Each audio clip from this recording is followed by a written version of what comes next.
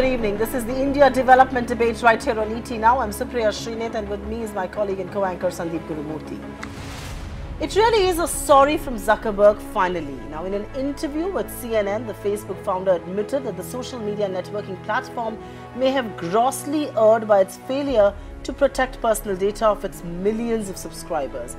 Facing fire for the massive data breach involving British data analytics firm the Cambridge Analytica, Zuckerberg says that Facebook doesn't have the right to serve its loyal customers anymore. But the controversy doesn't seem to end there.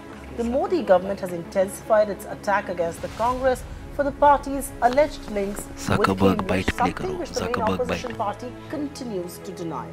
IT and Law Minister Ravi Shankar Prasad slammed the Congress party today, accusing it of hiring Cambridge for its social media campaigns, even as Rahul Gandhi hit back hard, accusing the BJP of trying to frame the grand old party. The big political standoff apart, the massive data breach of the world's most popular networking platform raises some serious questions over privacy and data safety. At a time when the Supreme Court is examining the constitutional validity of Aadhaar, the Facebook episode is sure to put the pressure on the government to ensure that data security gets top billing.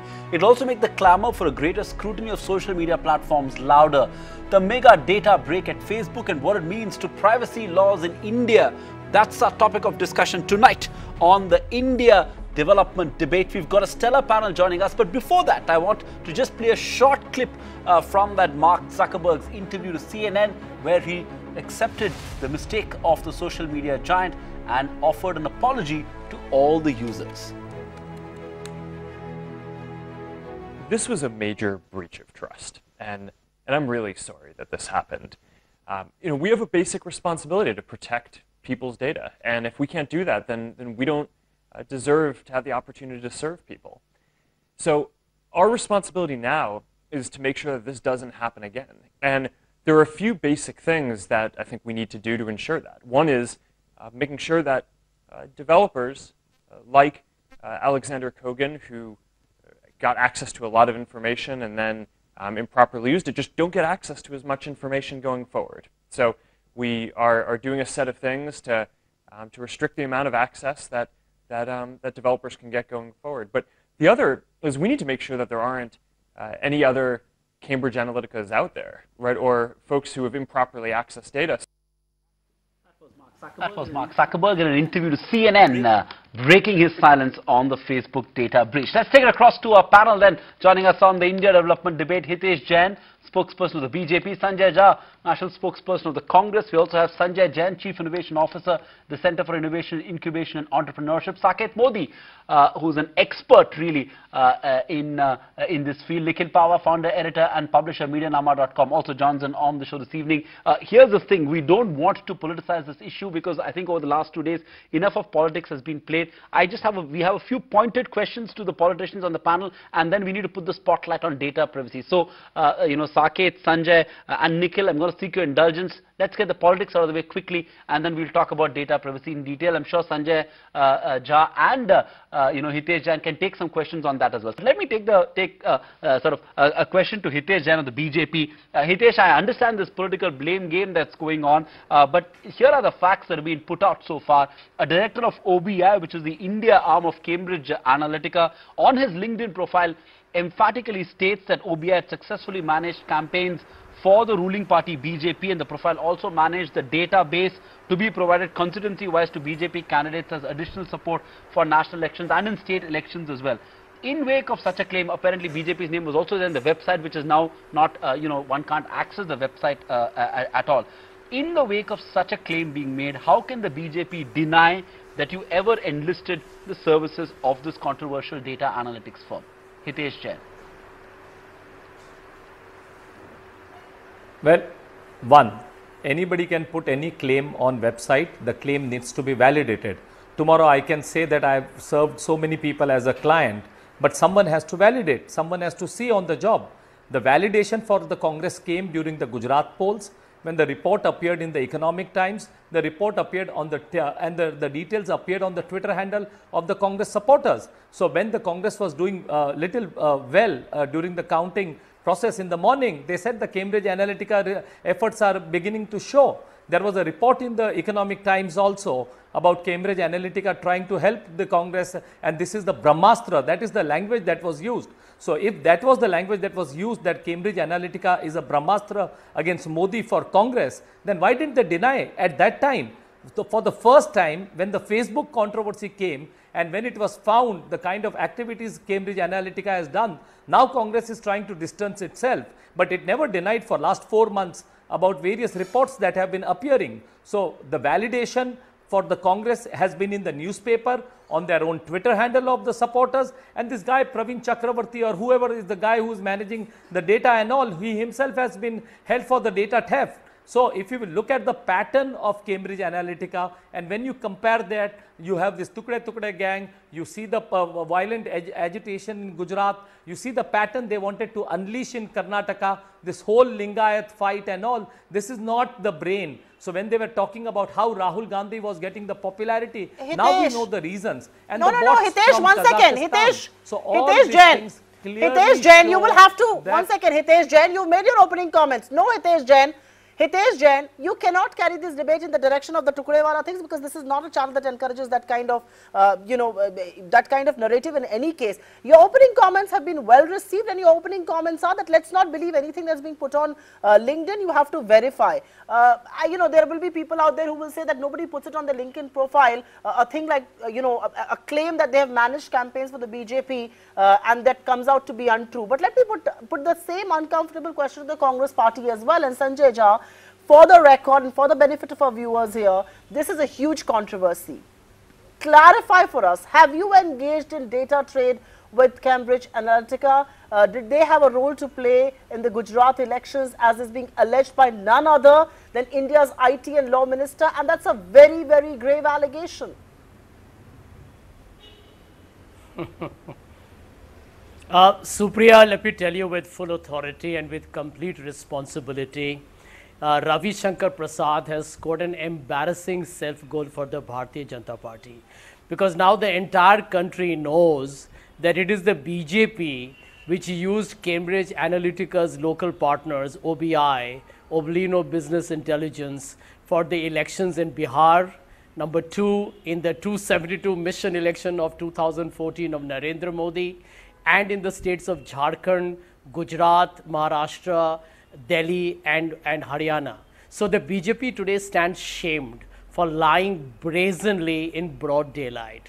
Number 2, it is well known fact that Amrish Tyagi, who by the way owns OBI and has written enough articles to say how he campaigned for Donald Trump as part of Cambridge Analytica, were partners with the BJP in Bihar. Himanshu Sharma, the vice president of the company, wrote on LinkedIn saying we campaigned for the BJP, and the BJP never denied it at all. So I think this issue is now completely frozen, and I feel sad that the BJP today stands totally exposed. Now coming down to the fundamental point, I think don't just look at Cambridge Analytica and OBI. I think what we need to do is to look at the role of Facebook and other social media platforms that may have been abused. I'm going to tell you with, again, full responsibility on your channel, a very well-known BJP sympathizer is holding a very critical position in Facebook. And everybody knows that Narendra Modi went to the Facebook headquarters, had a major jhappi session with Mark Zuckerberg, after which Mark Zuckerberg made a significant investment into Indian operations. This conversation, Sanjay, I appreciate the point that you made, but Sanjay, where are we taking this conversation? I mean, Narendra Modi meeting Mark Zuckerberg. Okay, Sanjay, let me interrupt you, because let's not take this conversation back to Narendra Modi's to Menlo Park. But I get your point, and let me take to Nikhil Pawar. Okay, let's get the others. Nikhil Pawar, you heard what the opening comments of both the BJP and Congress. Okay, fine. I take your point. Nikhil Pawar, the BJP says we never engage this agency. The Congress says we never engage in this agency. And frankly, this blame game can go on for 1 hour. My intention is to stop it right here. Yeah. But the fact of the matter is, how do we ascertain what's really happened? I mean, is it time that both the parties really come clean on how they've used big data in elections? Well, it's not about how they've used big data in elections. It's also about how they're going to use big data in elections. Look, the problem right now is that there's so much of personal identifiable information that is publicly available, that it's really easy for to use big data analytics to create profiles of individuals, and then at scale target personalized messages to different buckets of people. And this has been used not just in the US elections, it's also been used in Brexit. What it ends up doing is that it creates mass polarization. It accentuates differences. It makes people more entrenched in their beliefs. It can also change the way people think about voting, the way about their opinions on issues. And that really has a negative impact on democracy, because you're identifying vulnerabilities in people, you're identifying their propensities to think in a particular manner, and you're targeting them with information that'll change the way they think about things. That changes the course of democracies, and we have to be very worried about that. Okay. I couldn't agree with you more on this, but we later in the show asked the very important question, are we overestimating the impact of social media? But I couldn't agree with you more on this, that nothing that impacts or changes the course of Indian democracy should be encouraged at all. But, the question also, Saket Modi, is that there is no India-specific info and leaks that has come yet. I mean, involvement of political parties with OBI, the CA's India arm suggests that this may be the tip of the iceberg, as India has over 900 million plus voters and consumers. It really is a minefield for data analytics companies. Are we just perhaps scratching the surface? And according to you, how deep do you believe, how deep-rooted could this malaise actually be?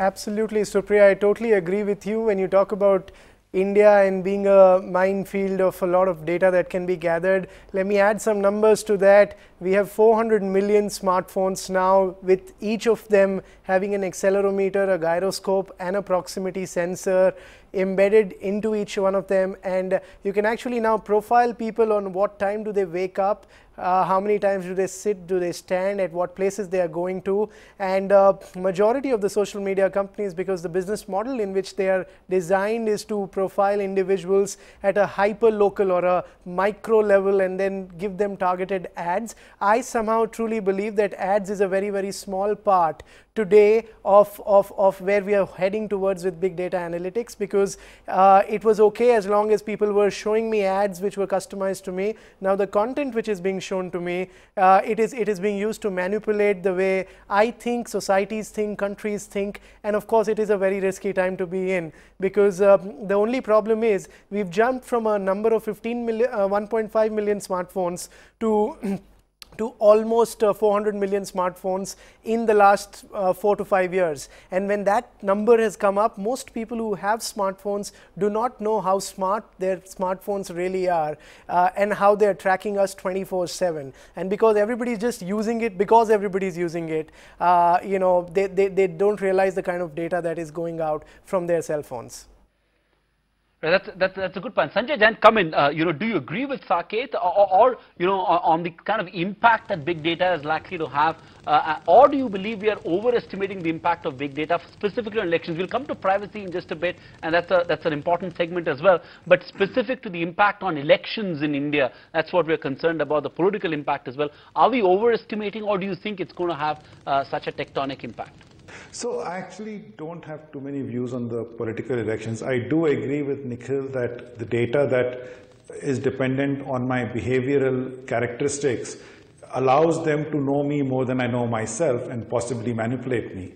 And that leads to polarization, as you have people on both sides trying to change the way I think and change the way I behave. And this just increases the amount of polarization, which will certainly have an impact on democracy and our way of conversing in public. So that, I think, is a given. The question really turns out to be, is this better or worse than anything that was happening before, and where it will go? And from that, I actually don't have much of a view. On the privacy side and on the data side, I do think I have a very strong view, where we want to make sure that we are getting into a world where we have complete control on our data. And when we have a smartphone in our pocket over which we have no control, I think we are losing the plot on that.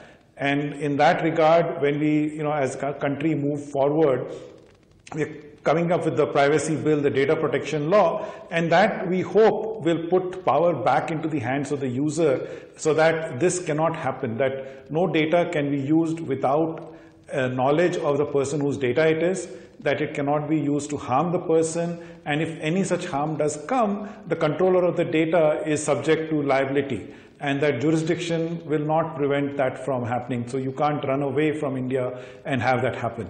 So I do see all that is happening, but to me it is very important that the next steps be done to bring power back to the consumer, to the individual. Absolutely. Power has to be brought back to the consumer. And as the show is progressing, I actually realize the influx of, the data in my life and how vulnerable I think all of us are. But Nikhil Pahwa, are you reassured by the steps taken by Zuckerberg and the ones that he talks about? Or do you believe they only address the issue of access of the database to outside developers? Does more need to be done? And I'm presuming the answer to that will be yes. Then what more needs to be done?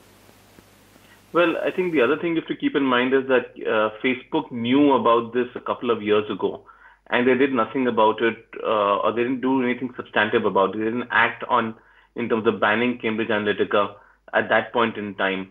So what's happening now is a reaction to the public outrage and the political sword that's hanging over their heads, that they are going to get regulated. This is a reaction. If they were genuine in their contrition, they would have made these moves much earlier. They would have been more transparent about it. I don't see genuine contrition here. Are these moves effective? I don't think so, because let's remember one thing. Facebook still has access to all of that data and more, and it has a history of being very poor when it comes to privacy. A couple of months ago, there was a report in Gizmodo about them collecting shadow information where they were pulling data out of people's smartphones related to their contact lists. And it's not just Facebook that's doing this. Right? There are thousands and thousands of apps out there, millions of apps that are collecting a lot of personal information because platforms like Android are allowing them to collect this information. So really, we have to go back to the platforms and see how much information are they allowed to track, how much information are they allowed to store, retain, share, transmit, and whether users have the right to get that information destroyed or not. Because even if you give power back to the users, how do you really know that these guys aren't still retaining this information? Laws will not prevent them from doing something that is wrong. It will only make it illegal. And without jurisdiction, there are companies that have gotten away with doing things like this. I think what we're facing right now is a global market failure in data protection and privacy, and we don't seem to have a recourse at this point in time. For me, the only recourse that I see is actually a kind of a data disarmament. Sure. Okay, so you're talking about data disarmament, Nikhil. I've got some specific questions to both Sanjay Jain and to Saket Modi. But before that, I can't help ask this to you, Hitesh Jain. So when are you summoning Mark Zuckerberg? I mean, we've reduced this entire debate and controversy to, playing to the gallery statements by the IT Minister of India proclaiming that Mr. Zuckerberg, we won't allow data breach and we'll summon you to India. I mean, is this going to be our approach to attacking, to addressing the issue of data privacy and security? These loud proclamations made in press conferences, playing to galleries, and people, sections of the media also lapping it up. Well, apart from the press conferences, you are aware that in August 2017, the government of India had formed a committee under the chairmanship of Justice B.N. Sri Krishna to submit a white paper to deal with the wide-ranging problem of data security. We were talking about extraterritorial jurisdiction, we were talking about the real consent of the user, we were talking about the liability, all these important issues. So 7 points were prepared, and the committee submitted its report in November 2017. After that, the consultation process has begun, and the government is coming soon with a strong data protection law. The government is committed to do that. The work is processed. The consultation process is is been going on. And once the consultation process is over, the government is taken serious steps to address the issue of data privacy. So I believe that one must look at the serious issues which were also mentioned as a part of the press conference. I think the intent was very clear that if there is any data theft, India is not going to take easily. And even if it is Mark Zuckerberg, we will not be afraid in questioning him. So we should look at that, we should look the statements made in the press conference from that point of view. I'm sure you will agree, and everyone who has read the report of the white paper, the report submitted by Justice B.N. Shri Krishna's committee to deal with the issue of data theft. Right. No, Hitesh, I'm glad it's not just the IT Minister Ravi Shankar Prasad talking about summoning Mark Zuckerberg, but many in the BJP also believe that we can put him here in this witness box and make him answer the tough questions. I'm glad we're thinking like that. I think Sanjay Jha has a quick point to make that point before I move back to experts. Mr. Jha? Supriya, let me tell you that in the American presidential elections, it is a well-known fact that the Russians used social media sites like Facebook. They had paid advertisements. They had targeted groups whom they actually focused on, Hispanics, minorities, etc., or the white voter. And they actually used Facebook, and Facebook did not even question the source of funds. So, you know, let us not take Mark Zuckerberg at face value. And I think what we should worry about here is, and let us not even tell ourselves that we are exaggerating it or we are being alarmist. The fact is that today, like it or not, there are distorted WhatsApp forwards that are being used indiscriminately by what I call as the manufacturer of fake news is the BJP IT cell. We all know that. There are fake videos, morphed images being sent all over the country. And the truth is we are very, very susceptible. I think this is why there is a huge talk that is this new wave of digitalization going to disrupt except democracy mocking itself. and trading and I think in India, there is a TV channel, by the way, today. Sanjay Jha, except just a minute, I didn't interrupt you, young man. Don't interrupt me. I did not interrupt you. I did not interrupt you. Please let me finish and don't be rude and impertinent. I'm not taking too long. And therefore, Sandeep and Supriya, my last statement. You see, I was not mocking you. I was not mocking you. If there is even if there is enough discussion going on that Cambridge Analytica was involved in Narendra Modi's 2014 election campaign, that needs to be investigated. Listen, just like how Robert Mueller is investigating Donald Trump. It needs to be investigated. No, anyone should have a common sense that 2014 we were fighting against Janata Dal, and in 2017 you allied with Janata Dal to contest the election. Supriya, I just need to make one point. Hitesh, 1 second. I cannot sit on.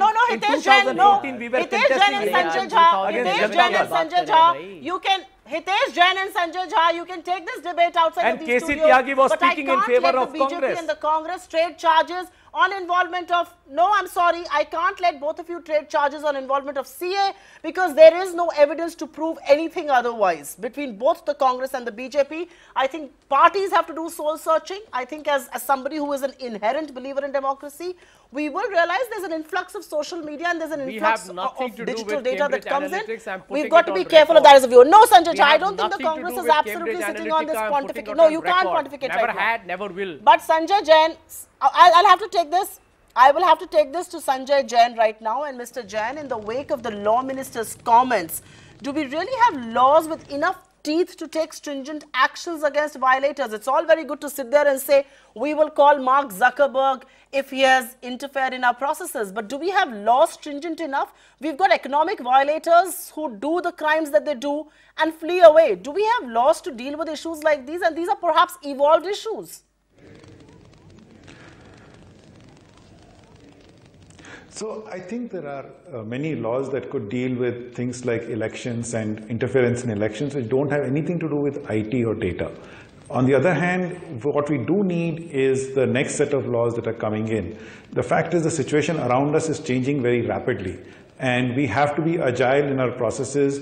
Either we have to have laws which are principle based or we have to then have an agile regulator who's then able to take this changing situation around us and deal with it. So in our case, I do believe that the laws regarding elections, the Representation of People's Act, etc., could be invoked appropriately. I am not a lawyer, so I don't want to go much further than that. But I do believe that we do need a new set of laws, a new set of infrastructure to deal with this world that is changing really so rapidly that we never saw this coming for a long time. I mean, it's been about 2 years since we've been talking about data colonization and using data to empower people and not to harm them.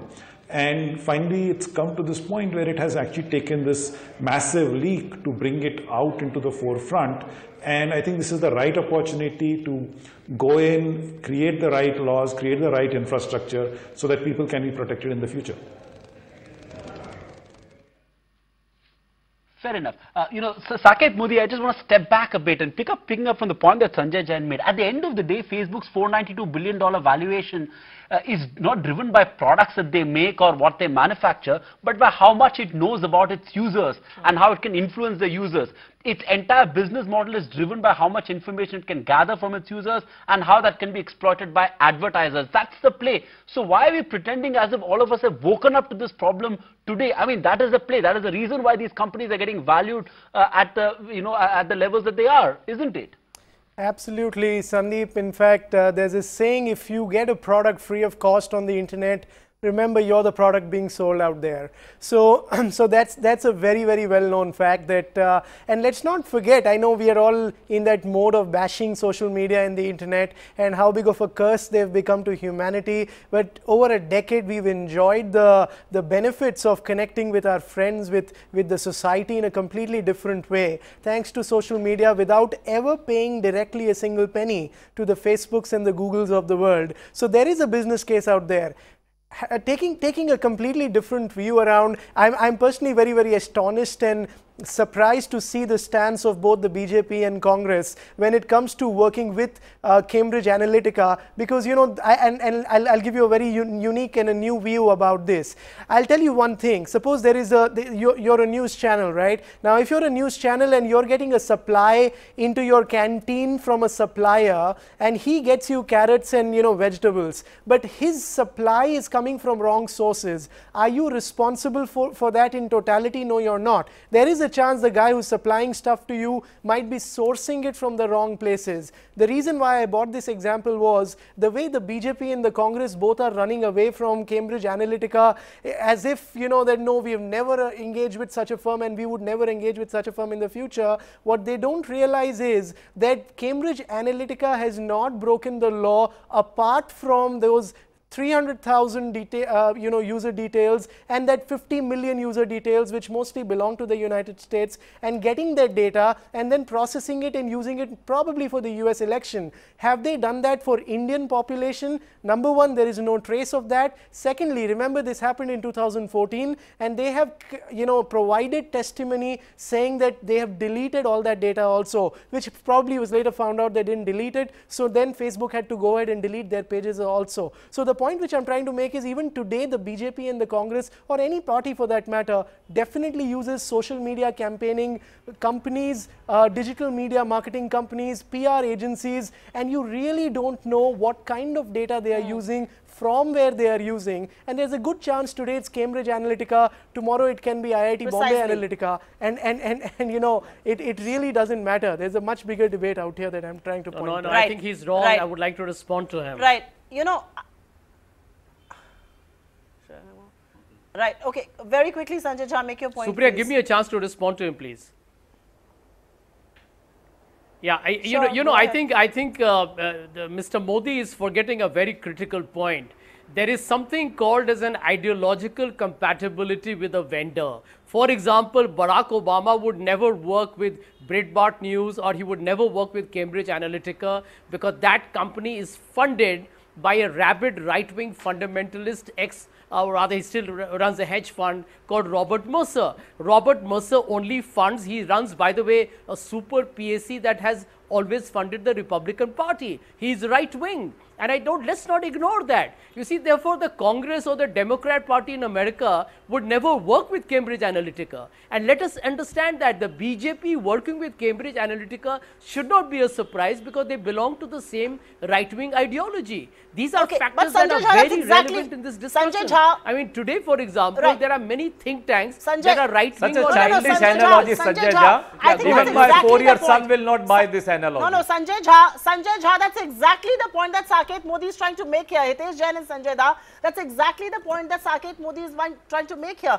That Cambridge Analytica has suddenly become this thing that both political parties in India don't want to touch with a barge pole. The reality is that their sourcing of data may be wrong, but people have associated with them overseas, and even if Indian parties have, why are we running away from that association? Anyways, I will take this discussion forward. I'll go across to Nikhil Pava. Nikhil Pava, is there a complete lack of knowledge on the scope of reach of these platforms? It's not just about what we write and post on these sites. Facebook learns from browsing on other sites, the posts that we read, the posts that we delete. Saket Modi made a good point that, you know, this has helped us connect in the past with families and friends, and we had no objections.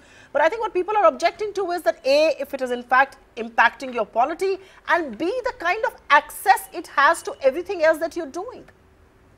No, I think the amount of data that's being collected is far more than what is being disclosed is being collected. And like I mentioned, there was a recent article about shadow data collection that was taking place by Facebook. Facebook has always collected more data than it has disclosed, and there's a lack of transparency there. And that's really the space that we're in globally, where you have large platforms like Facebook, Google, Tencent, Alibaba, Amazon, Baidu, which have over 1 billion users each, and therefore the ability to collect a lot of data on a lot of people, and then through messaging also change the way they behave. So, you know, it's not the open web, which was decentralized, that we started with about 10 years ago, or I mean that we had until about 7-8 years ago. We have a big problem right now when it comes to the regulation of these platforms because of the influence that they can have on people. But I want to go back to a few other points that were made. Like, one was about the committee. I have very little faith in the data protection committee that's been constituted, because it has people on it that have argued against a fundamental right to privacy, including the UIDAI CEO as well as Arghya Sen Gupta. You know, the second point I wanted to make was, even if there is a law for data protection that comes in, I'm not sure about the enforcement of that law and how effective it's going to be, because we have the Aadhaar Act, which actually does not allow the public disclosure of Aadhaar information, but we've had government departments publish this data all over the place. There's no control once that data leaves the UIDAI and goes on to third parties, which are also collecting the data. So the ability of this government to control data is very limited, and we've seen it in the incompetent way in which, you know, you've seen them roll out websites and Aadhaar in particular. I think that we need to move towards an era of less data collection. We need to reduce the amount of data collection that's taking place, not increase it. You can't have the state battling Facebook and Google for data collection. We need to move to an era of reducing data collection, not increase it. I take that point. We will talk about, you know, after the break, we will talk about the specifics of the data privacy framework and the impact of this dialogue on the entire Aadhaar debate as well. How can we not talk about Aadhaar? But before this break, one quick question to Sanjay Jain, and which is sort of at the core of this, you know, debate really, which is how fragile is this notion of informed consent, you know, which underpins the entire data privacy framework everywhere, right? What this entire thing tells you is that this whole notion of, you know, informed consent is fundamentally very fragile.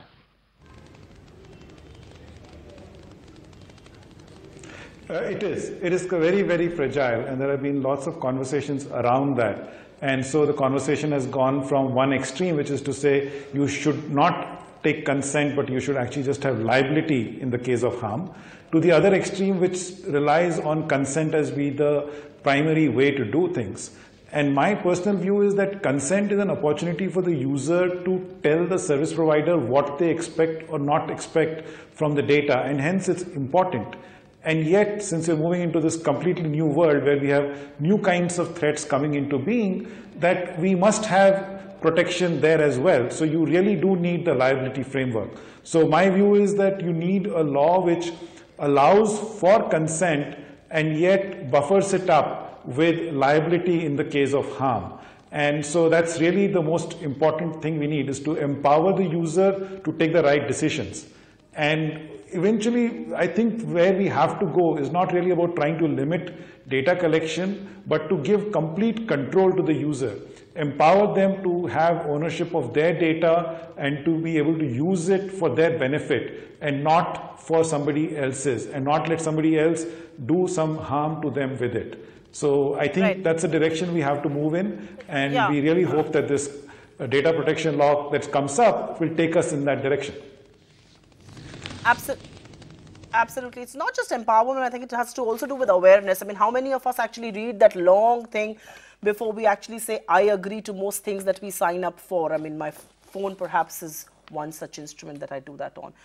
Time for a quick breather. We come back in a moment and we discuss many other questions on the EU's General Data Protection Regulation and many relevant questions as well. So stay right here with us as we discuss an issue that pertains you, the viewer, and your data.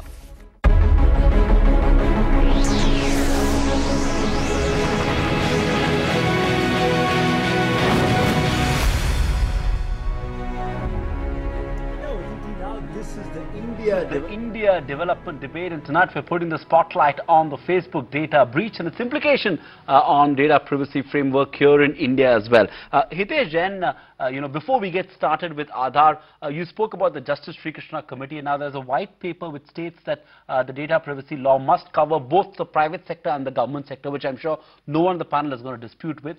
It also says that it in fact talks about differential obligations in case of certain legitimate state aims. So what I'm trying to understand is what constitutes legitimate state claims. How do we determine that? Because that in some sense will establish what could be the scope of this data privacy framework. Well, this has to be read with one of the other observation of the committee, which says that the law has to be flexible. It will be very difficult to determine what the legitimate claim is, but the committee also says that the law has to be flexible to take into account looking at the subject, which is very varied and it is very difficult to pinpoint. Now, and as regards Aadhaar, the word is we have to also understand Aadhaar is not a fly-by-night operation to earn some brownie point, but Aadhaar is a serious effort to end the corruption. Okay, I'm going to take this across to Saket Modi. And Saket, how strong is the EU's General Data Protection Regulation, or the GDPR as it's being called, that says explicitly that the only person who can own an individual's data is the individual himself? And I'll tell you why I'm asking you that question. Because as an individual who shares the data and who has an Aadhaar number, I don't know who's the owner of my data? Am I the owner of my data? And I will ask you to also answer my question on the EU GDPR. Certainly. So, Supriya, absolutely. When you talk about EU GDPR, a couple of very quick pointers there. It was debated very extensively for more than 2 years, and last year is when this was implemented. When I say implemented, the deadline to be compliant to GDPR is first, if you are a European Union company which is working in European Union, or any company anywhere in the world doing any work for a European Union company or any citizen of the European Union, you have to comply to GDPR. The date is 25th May 2018 by when you have to comply to it. Failing which, if you do not comply to it, you will be charged in the tune of 2 to 4% of your global turnover.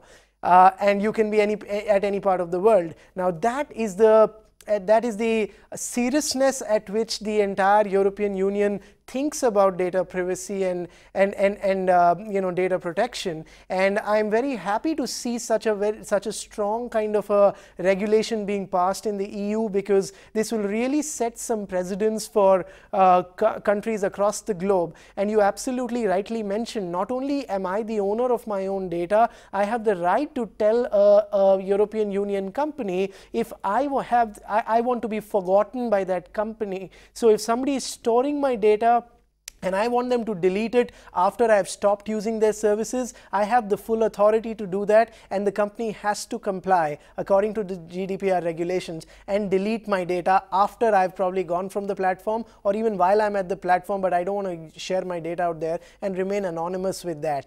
And there are multiple types of regulations in that on how do you store the data. It classifies the data into various parts, and there are standards defined for each and every part. How do you store it? Where do you store it? Who's the owner? And if something goes wrong, who all will be implicated? All of these have been very extensively covered by the GDPR compliance, which is right now in a full swing being mandated in the European Union.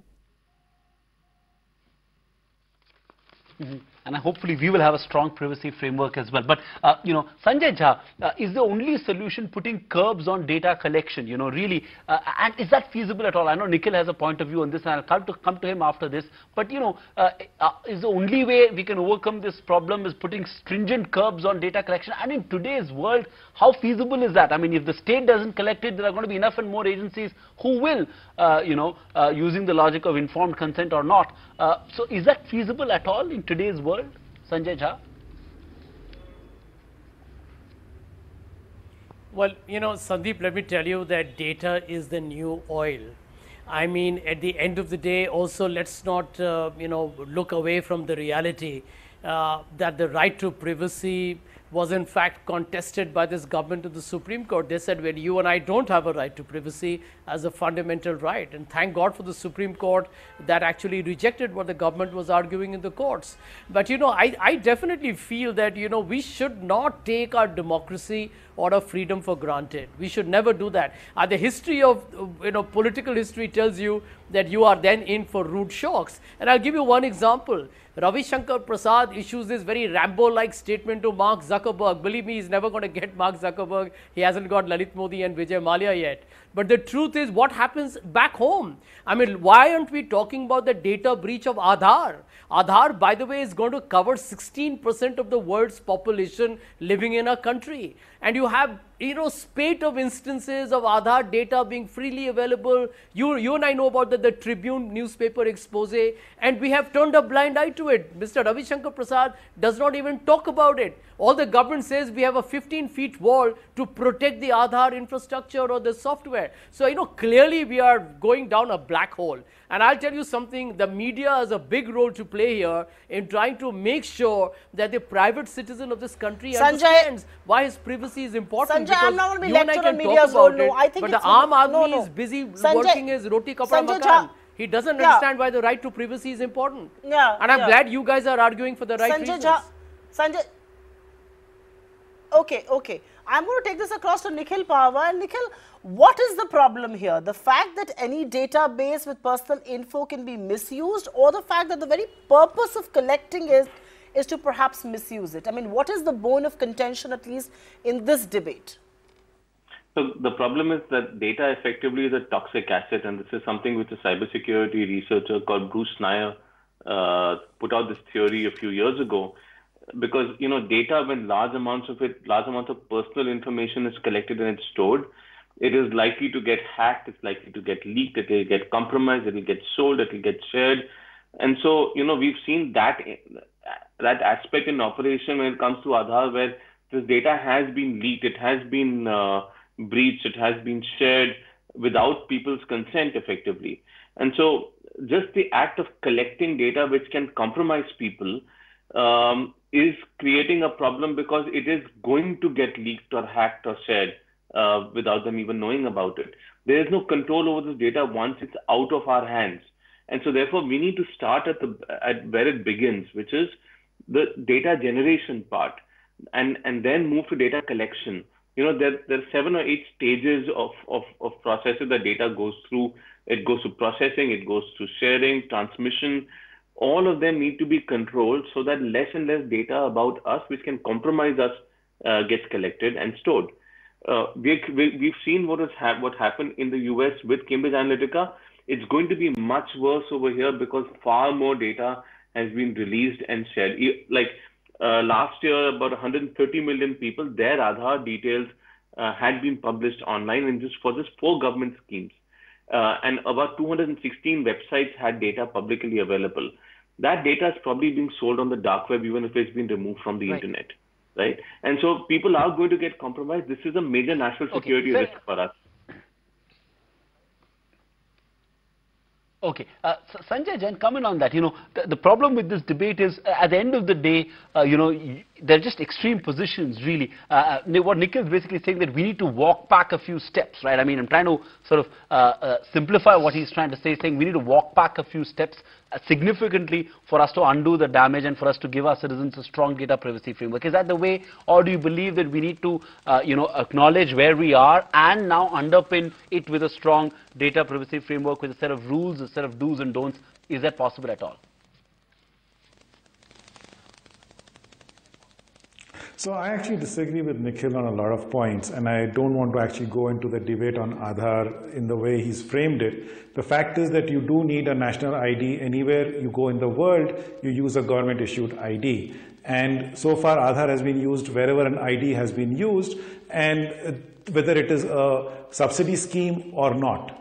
But the key point that I want to make is going back to the Cambridge Analytica story, is that a new form of danger has come up, which is really coming not from personal identifiable information, but from behavioral information. It is about the series of likes that I have on a page, or how the sequence of websites I've visited, that helps somebody understand me in a way that I can be manipulated. And when that information is available out there to somebody who wants to manipulate me, they can do so. They can do it without knowing my name. They can do it without knowing my address. So it's not really about personal identifiable information, which every law in the world talks about, but it is about behavioral data, about transactional data, about weaponizing this data in a way that has not been done before. And so while the GDPR has gone to great pains to specify a lot of standards and so on, I think we need to have a very agile framework which allows us to define new harms as they emerge and to protect users through forms of liability, etc., which the GDPR does have. Also, we do need to give ways for companies to comply with the new laws that come about, so the data can be handled more securely, and that is really where you need a good technology architecture which supports the law. And I think as India, we have this opportunity to do it. We're starting from a reasonably clean slate, and we really have this chance to get a new law in place, to get this new technology architecture in place that will allow us to move ahead in a way that empowers our citizens. And we can constantly go back, and that's not going to work because the rest of the world is going to move ahead. Yeah, we need to move ahead, but we just need to be careful of what is the data we are parting with, who are we authorizing, and what's going to be done with the data. But your point well taken. Saket Modi, how will you counter fears that believe that the design of Aadhaar fails to provide meaningful consent to users? How will you counter that point? Supriya, if we understand how Aadhaar works, and I think that's a very, very highly misunderstood topic, let me take 30 seconds to explain how Aadhaar works. 125 crore Indians out of 119 crore Indians out of the total population of 125 crore Indians have gone ahead and given their biometric details, including their fingerprints and iris information and their pictures, along with the basic personally identifiable information like name, gender, address, phone number, father's name. So these are the two data sets that UIDAI has. All that happens when you go to an Airtel kiosk or a HDFC bank or an ICICI bank to get a new SIM card, to open a new bank account, is you simply give your authentication ID, which is your fingerprint and your Aadhaar number. These two parameters go to the UIDAI server, and it comes back with a yes or a no, saying that yes, the guy who's claiming that this is my Aadhaar number is the same guy who's standing in front of you, because you've seen their biometrics. There is no question of the consent being violated. Information. Sorry? This is incomplete information. This is incomplete information. The state resident data hubs are also storing information about religion, about caste, about land holdings, about size of land holdings. There is health information that's going to get linked to Aadhaar. Okay, so this is a miscommunication which is being... So let me explain how this works. The information that he's speaking about, the information that he's speaking about is not being stored by UIDAI. Nikhil and Saket, please allow me to interrupt you. I did. Nikhil and Saket, please allow me to interrupt you. Please allow me to interrupt you. Okay, Nikhil and Saket, please allow me to interrupt you. We didn't want this to be an Aadhaar debate. I thought we'd start off by provoking the politicians on the panel, and I thought we'll end by provoking the experts in the panel. That was my objective, nothing else. We will do another Aadhaar debate, get Nikhil and you both, and we can continue the conversation that. But here's the thing. The top court of the land is examining all the points that you're making, and I'm sure they're being made by all parties concerned. And let's trust the Supreme Court to come up with the right order when it comes to the Aadhaar.